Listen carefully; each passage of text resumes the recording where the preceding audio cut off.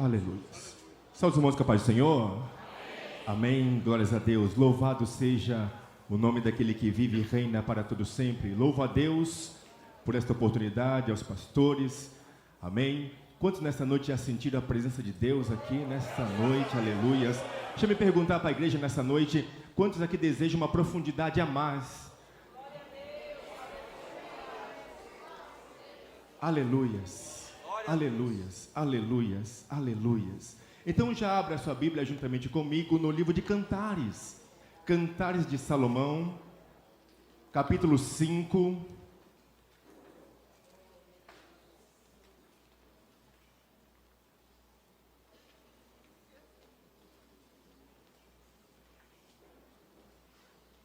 Cantares de Salomão, capítulo 5.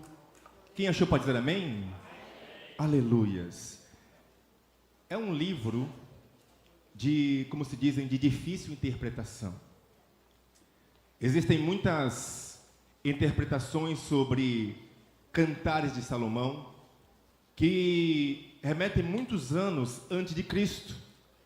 Os antigos rabinos já questionavam acerca deste livro, se eles entrariam no cânon ou não, se ele deveria ser interpretado de uma forma literal, se era realmente apenas o amor de um homem para com uma mulher, ou se a outra parte dos rabinos que defendiam que não, ele é um livro alegórico. Ele fala do amor do Eterno, de Jeová, de Javé, para com Israel. E a Torá é a sua aliança. Com o advento da igreja, os pais da igreja começaram o mesmo questionamento. Se deve se interpretar literalmente ou se deve interpretar alegoricamente? É o livro de Cantares um relacionamento entre Cristo e a igreja? E essa questão ficou ainda mais complicada porque o Novo Testamento em nenhum momento cita Cantares. Em nenhum momento do Novo Testamento cita Cantares de Salomão. Mas nós enxergamos ali o amor, a fidelidade e a intimidade do noivo para com a noiva. E ele pode sim ser interpretado como um simbolismo do amor de Cristo para com a igreja. E muito mais do que isso, porque alguns estudiosos e alguns rabinos relutaram tanto para colocar Cantares de Salomão nos canons, porque é um livro que fala de intimidade. É um livro que fala sobre o quê? E é isso que Jesus procura nos últimos dias. Nosso Deus, Ele procura com a sua igreja, e há uma necessidade de entrarmos na intimidade com o Senhor, nas câmeras do Senhor, aleluia, para desfrutarmos aquilo que o Senhor quer para a sua igreja. Filhinhos, já é a última hora, já é a última hora. Aleluias, aleluias. Vamos ler juntamente comigo o livro de Cantares de Salomão. Vamos fazer uma leitura alternada, amém? Vamos ler apenas até o versículo de número 5. O versículo 1 diz: já vim para o meu jardim, irmã minha esposa, colhi a minha mirra com a minha especiaria, comi o meu favo, o meu mel, bebi o meu vinho com o meu leite, comei, amigos meus, bebei abundantemente, ó amados.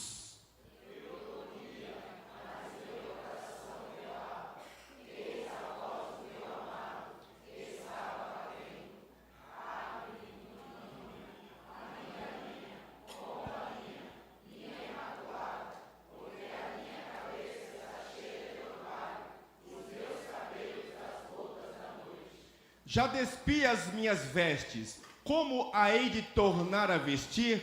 Já lavei os meus pés, como os tornarei a sujar?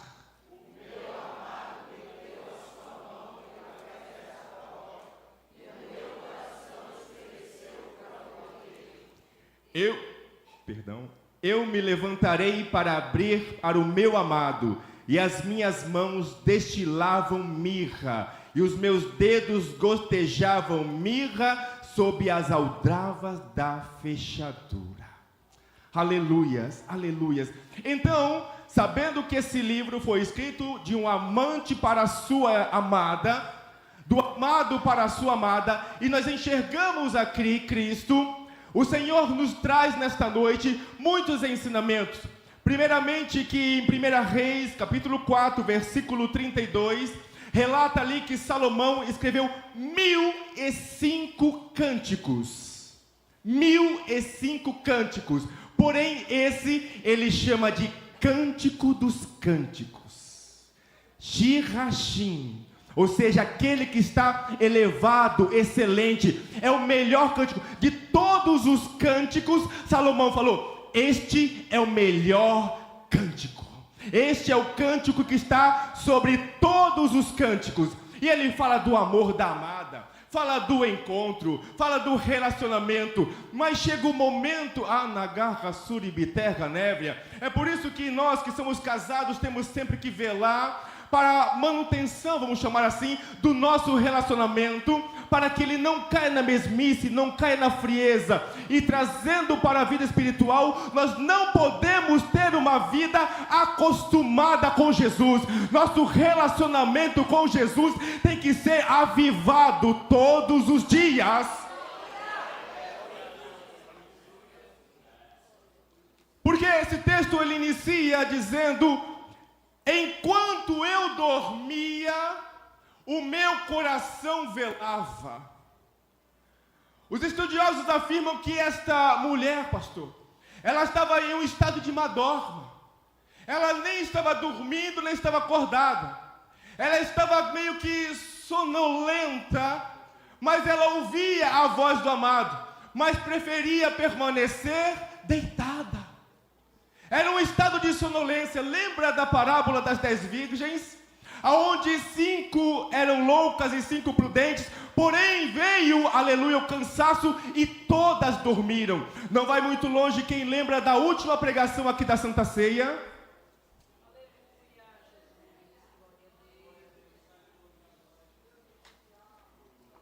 Todo mundo deu glória a Deus, mas quem lembra? O nosso pastor pregava sobre os discípulos que dormiam. Aleluias. Ele dizia que quando Jesus estava ali orando, e os discípulos pegaram no sono e dormiam, e o texto nos afirma que quando Pedro acordou, Pedro não sabia nem onde estava e falou: Senhor, quer que façamos 3 tendas? Uma para você, uma para Elias, outra para Moisés? E a Bíblia diz, sem saber o que falava. Ele estava em um ambiente espiritual, ambiente mais espiritual que aquele não tinha. Ambiente mais profundo que aquele não tinha. Mas os discípulos estavam dormindo. Aleluias, aleluias, aleluias, aleluias. Em muitos outros textos, os discípulos dormiam. Mas ela continua naquele estado de madorma, aonde o noivo batia na porta: amada minha. Olha só o carinho que o noivo tinha por ela. Amada minha, pomba minha, desejada minha, abre minha porta, porque os meus cabelos já estão molhados pelo orvalho. Abre, amada minha. Me lembra do livro de Apocalipse, capítulo 3, versículo 20, que diz: eis que estou à porta e bato. Se alguém ouvir a minha voz e abrir a porta, eu entrarei e cearei com ele e ele comigo. Mas, irmãos, o que nos deixa mais entristecido com esse versículo, embora ele possa ser usado sim para o convite do pecador que vem se arrepender, mas ele é exclusivamente escrito para a igreja. Quando Jesus diz, ele estava falando para as igrejas da Ásia: eis que estou, o dono da igreja estava do lado de fora.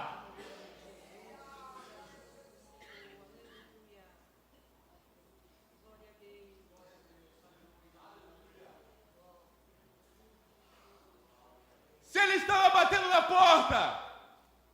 É porque ele estava fora.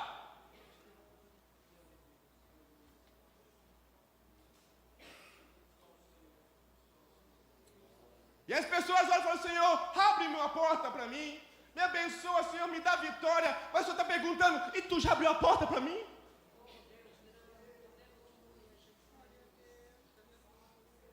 Exceto a igreja de Filadélfia, que tinha as portas abertas para o Senhor abriu a porta para ela também. E ao anjo que está em Filadélfia escreve: isto diz o que é santo, o que é verdadeiro, o que tem a chave de Davi, o que abre ninguém fecha, e fecha ninguém abre. Eu sei as tuas obras, eis que diante de ti pus uma porta aberta, e ninguém a pode fechar, pois tendo pouca força guardaste a minha palavra, e não negaste ao meu nome. Eis que eu faço da sinagoga de Satanás aos que se dizem judeus e não são, mas mentem, farei que venham e adorem prostrado aos teus pés, e saibam que eu te amo. Como guardaste a palavra da minha paciência, eu também te guardarei da hora da tentação que há de vir para a da gagaçuribiteca nébria. Eis que veio sem demora, guarda o que tens para que ninguém tome a tua. Ele abriu a porta para Filadélfia, porque Filadélfia primeiramente abriu a porta para ele. Ele deu a da gagaçuribiteca, ele guardou Filadélfia, porque Filadélfia tinha intimidade com o Senhor. Mas nesta noite é uma da gagaçuribiteca. Se esse espírito de madorma é espiritual, o Senhor te repreenda nesta noite em nome de Jesus.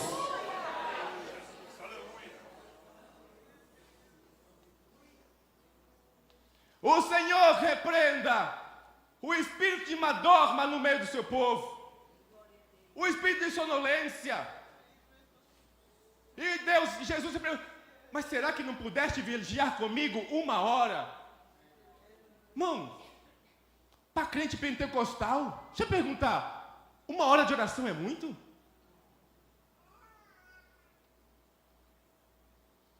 Aleluia, Jesus. Glória a Deus. Glória a Deus.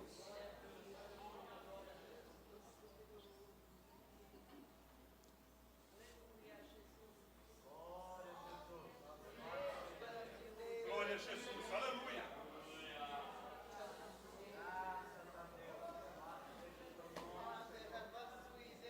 Coisa mais gostosa para pentecostal é orar, irmão. Quando acaba o português, vem línguas estranhas.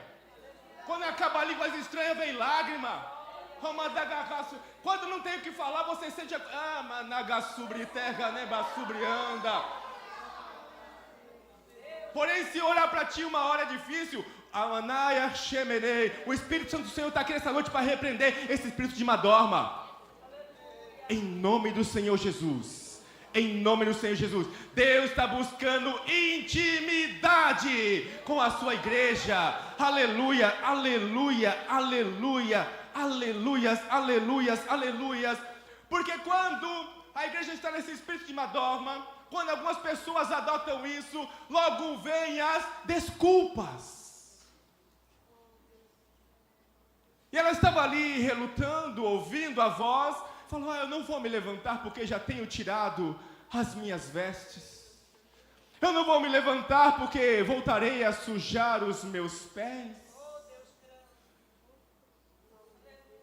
E vestes fala de salvação. Se ela tirou as suas vestes nupcial, ela estava igual a qualquer outra. Se ela não queria sujar os seus pés, e os pés falam de evangelização, ela já estava tão acostumada com a situação que ela dizia: já que eu estou salvo mesmo, então tá bom.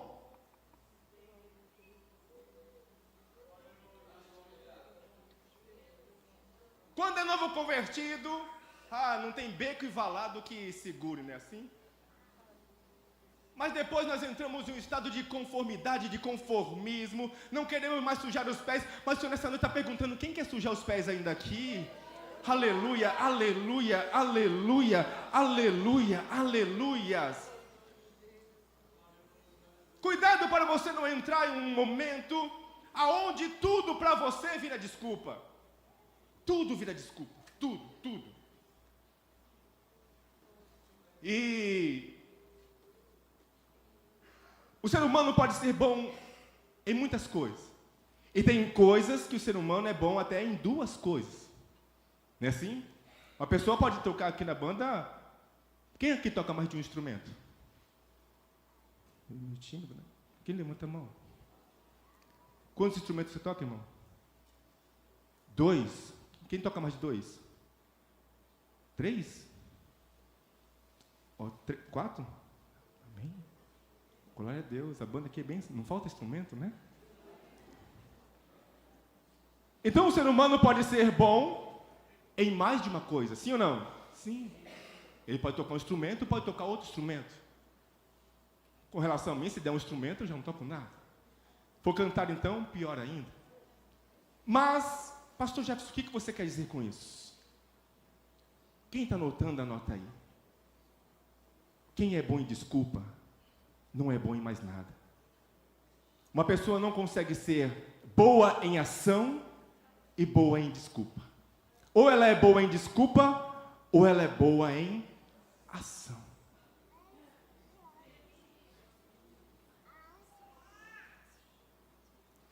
E que desculpa você tem dado para não buscar o Senhor?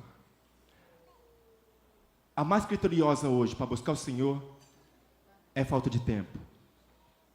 E eu costumo dizer que tudo aquilo que você diz que não tem tempo é porque ainda não é sua prioridade. Tudo aquilo que você diz que não tem tempo é porque não é prioridade para você.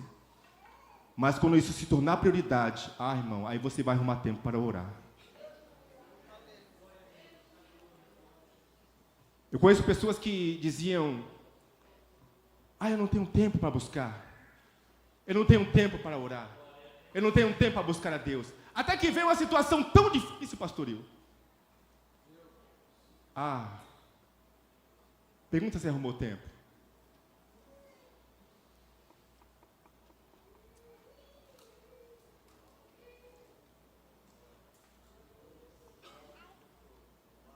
Quais têm sido as suas prioridades? O Senhor quer despertar a sua igreja nessa noite. Aleluia. Para um caminho de intimidade.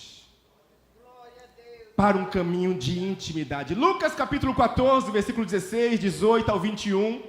Quando aquele dono da casa faz uma festa e chama os seus convidados, um diz que comprou um campo, outro diz que comprou uma junta de bois, outro falou que casou, mas todos eles deram uma desculpa. E o senhor da casa ficou tão nervoso que falou: servos meus, vai aos becos e valados, chamai os aleijados, os coxos, os mancos, e que encha a minha casa.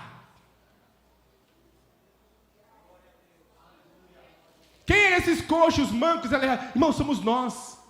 Eram pessoas que normalmente não seriam convidadas, por serem consideradas impróprias para o ambiente. Mas quando quando Pedro falou: Senhor, eu não vou comer desses animais porque são não kosher, porque são impróprios, Deus falou: não torneis impuro o que eu santifiquei. Para um judeu olhar para a igreja brasileira dizendo que vai morar no céu, para eles é inconcebível, porque nossos costumes e práticas nada se adequam às práticas dele, mas que se Deus santificou, está santificado. Se Deus salvou, está salvo.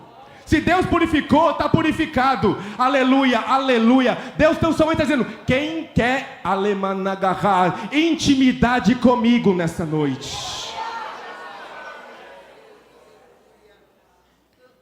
Então Deus diz a nós: para de ter desculpa e vem para o caminho da intimidade. Chega de contar histórias. Eu tenho uma porta espiritual aberta para você nessa noite.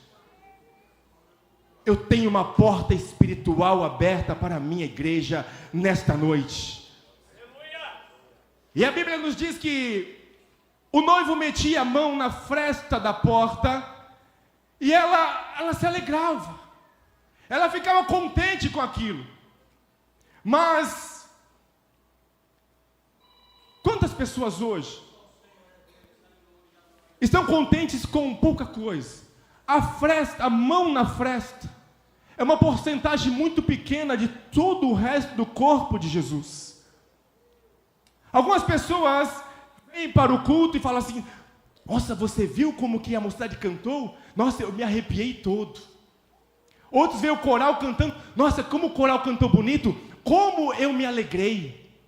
Nossa, você viu aquele conjunto cantando? Nossa, como foi emocionante. Não passa de uma alegria, de um arrepio ou de uma emoção. Mas Deus falou: eu não te chamei para ficar emocionado, nem arrepiado, nem ter emoção. Eu te chamei para intimidade. Glória a Deus. Até quando você vai se satisfazer com apenas um arrepio? Até quando você vai se satisfazer com apenas um momento de alegria? Até quando você não vai perceber que esse ambiente é muito mais profundo e muito mais revelador do que a sua vã mente consegue alcançar? Até quando você vai vir aqui para buscar apenas um momento de alegria? Esse é um ambiente bacana? É bacana, é legal, mas não é só isso, irmãos. Aqui é um ambiente de intimidade.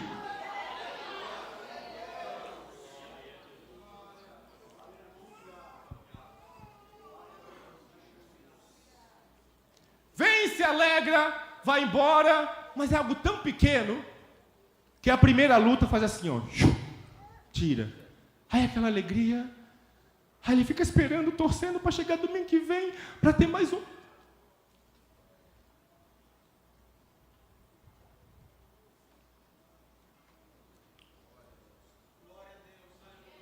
Aleluia. Glória a Jesus, aleluia.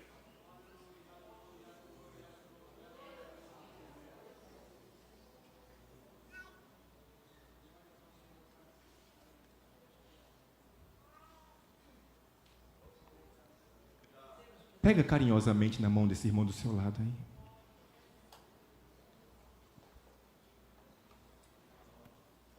Glória a Jesus. Pergunta para ela se ele quer deixar de viver de momento.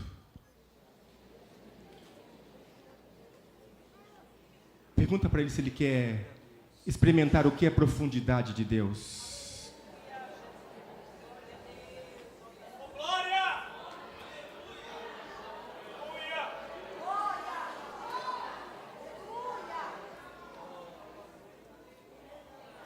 Fala para ele que o Deus da profundidade está aqui nessa noite.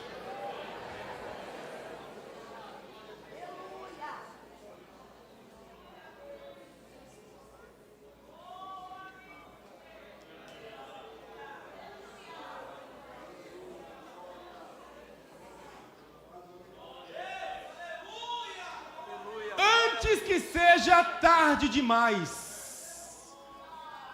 Porque o interessante desse texto, pastor, é que uma hora ela desperta. E ela percebe que aquilo não era um sonho.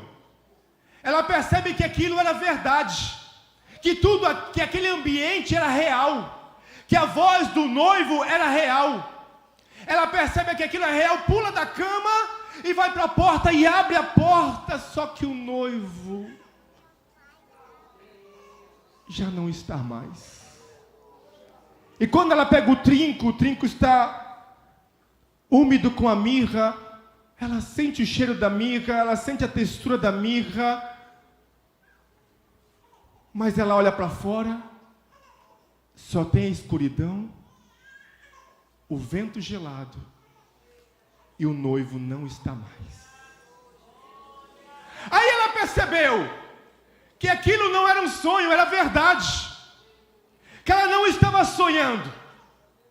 Que não era um devaneio. Era real.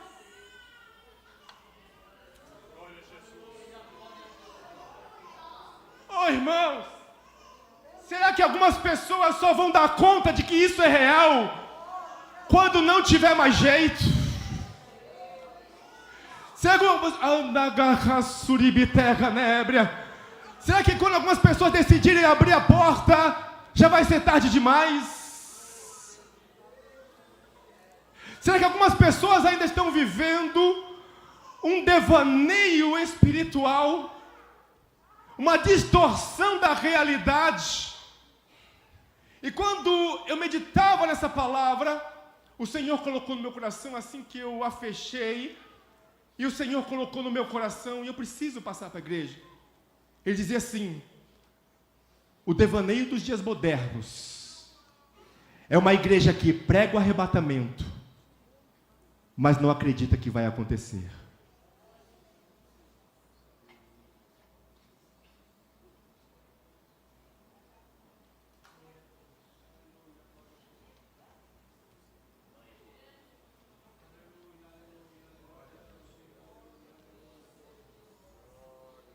O arrebatamento é real. A vinda de Jesus é real. Esse ambiente aqui é real. Deus está falando realmente com a sua igreja hoje. Desperta, desperta, desperta, desperta, desperta. Romanos 13:11 diz: é a hora de despertarmos, porque a nossa salvação está agora muito mais perto do que o dia que aceitamos a fé.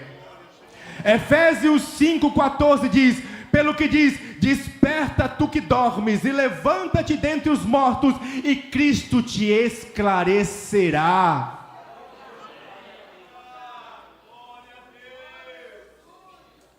É tempo de despertar. E quando ela tomou aquela decisão de sair à noite em busca do seu amado, ela queria o seu amado, ela queria encontrar o seu amado, e ela sai nas ruas, e o texto nos diz que ela é encontrada pelos guardas. Quando os guardas veem aquela mulher, mais de meia-noite na rua, porque semelha muito à parábola das 10 virgens, quando diz, aí vem o noivo, então despertaram, só que estava sem azeite. Os guardas arrancaram o seu manto, bateram nela, espancaram-a, porque ela estava sem o noivo. Ela poderia estar andando galantemente na rua, decentemente na rua, mas se está sem o noivo, irmão, não adianta. Igreja só é igreja porque tem o noivo. Depois que Jesus arrebatar a sua igreja, não adianta querer por posição de igreja que não vai valer. Managa sobre terra nébria. Irmão, se você pegar a história da igreja, desde o começo, e você ler ali, analisando analiticamente, seria impossível qualquer instituição ou organização que passou pelo que a igreja passou, existir até os dias de hoje.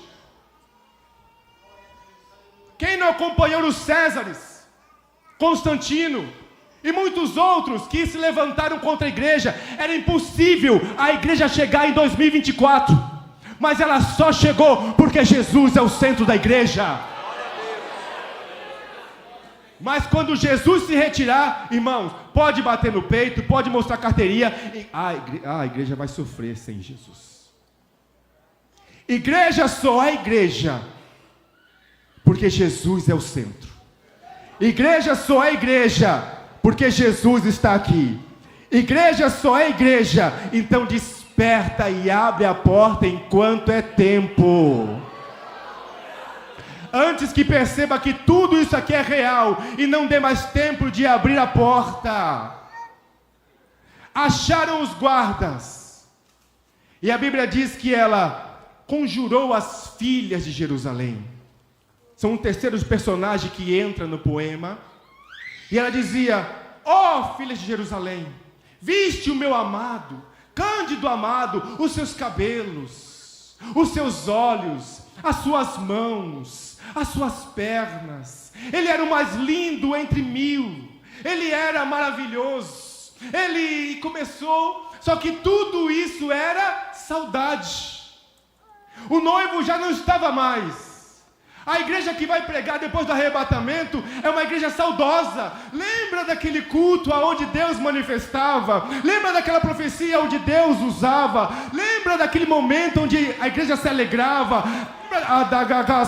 E vai ser só memória, só lembrança. Vai ser só passado. Mas por que não despertar no hoje?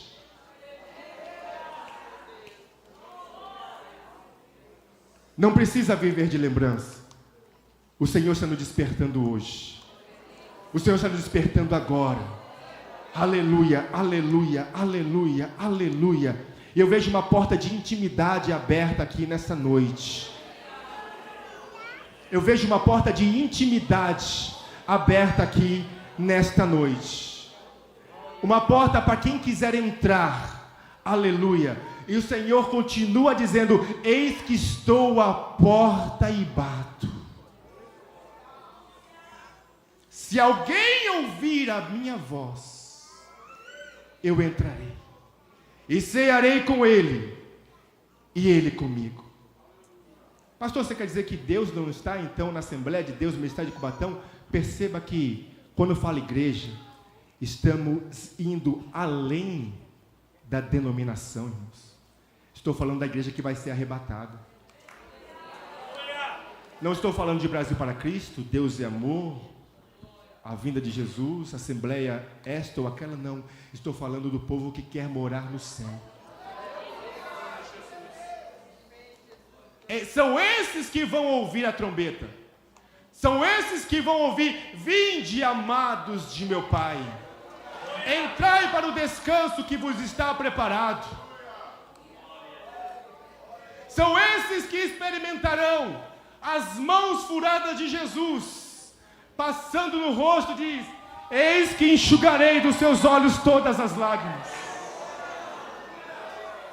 Eis que enxugarei dos seus olhos todas as lágrimas. Aqui não haverá mais pranto, nem dor, nem clamor, porque as primeiras coisas já passaram. Abadagahandehei negai Hashem. Horabacantarab a terra negai Hashem. Horamanagai.